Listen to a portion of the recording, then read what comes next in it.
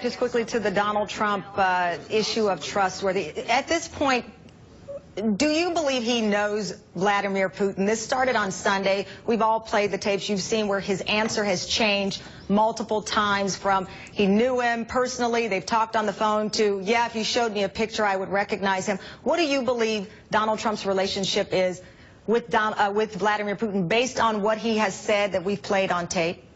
Well, Tamron, I think Donald Trump hopes that we continue to talk about Russia for the rest of the campaign, because the reset button that Mrs. Clinton gave to the foreign secretary of the Russia Federation obviously had the keys to her server in it. Mike Morrell, who came up earlier on the program, is that the answer to the question, Hugh? With all due respect, yeah, I mean, if we ask a question, it takes a second, Tamron. But this one is the answer. Mike well, let me play Morrell this new ad. Let's play this new ad that Hillary Clinton has well, out. If we're not going to answer the question, Tamron.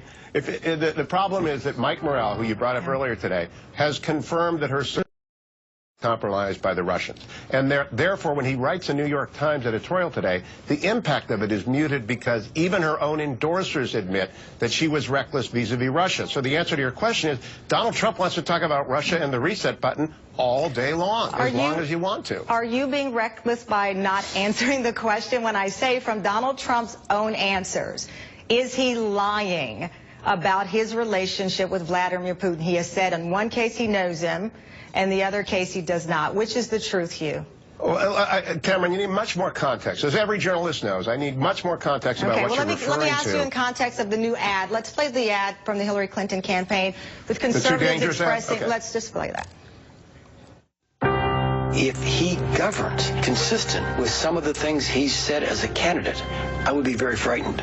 He's been talking about the option of using a nuclear weapon against our Western European allies. This is not somebody who should be handed the nuclear codes. You have to ask yourself, do I want a person of that temperament control the nuclear codes? And as of now, I'd have to say no.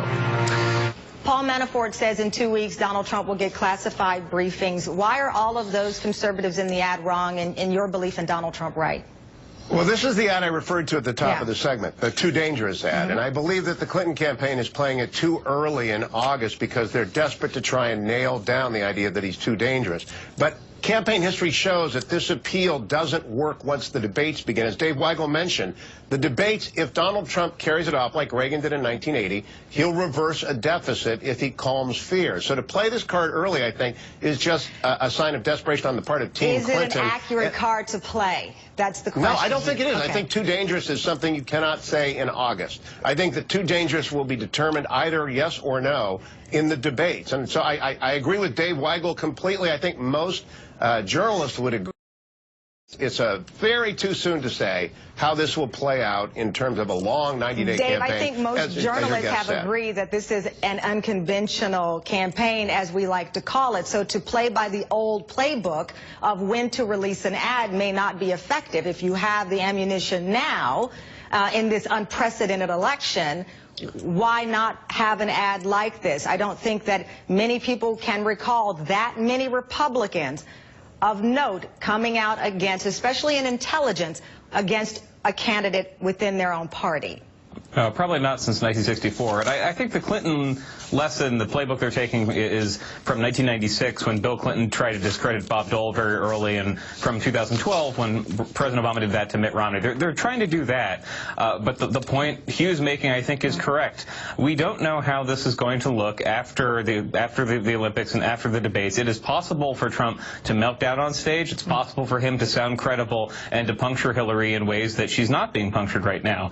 And so they are broadcasting that they're worried about this. They're being very smart in the Clinton campaign in hinting that they might launch ads into Georgia and Indiana and expand the map. But they're doing that as a way of suppressing what they expect to be a rise for Trump support later in the campaign. They know I think everyone acknowledges a correction of the numbers in the polls, but to not acknowledge where things stand at this moment. Yes, we have the Olympics, but we actually have numbers out now of an unprecedented type, and to completely ignore it and believe that this candidate who's not listened to anyone in his campaign, there's no credible information at this hour that Donald Trump will change. Correct?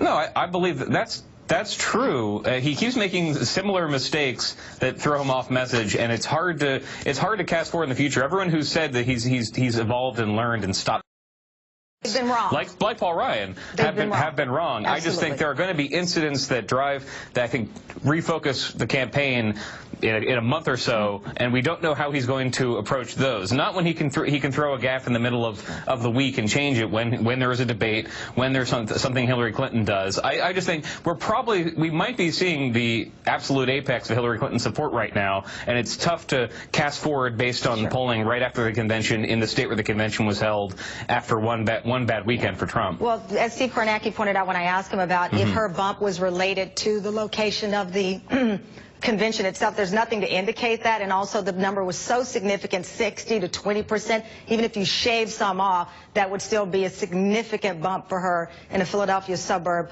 of white college educated. So, I mean, we can chew over the numbers all day, but you two must know something the rest of the world has not seen, that Donald Trump has the ability to modify his message. So you're either clear geniuses or, Hugh, you said, may be infected by the cancer at the 4th stage in the party. We'll see which is right. Thank you both. Greatly appreciate it.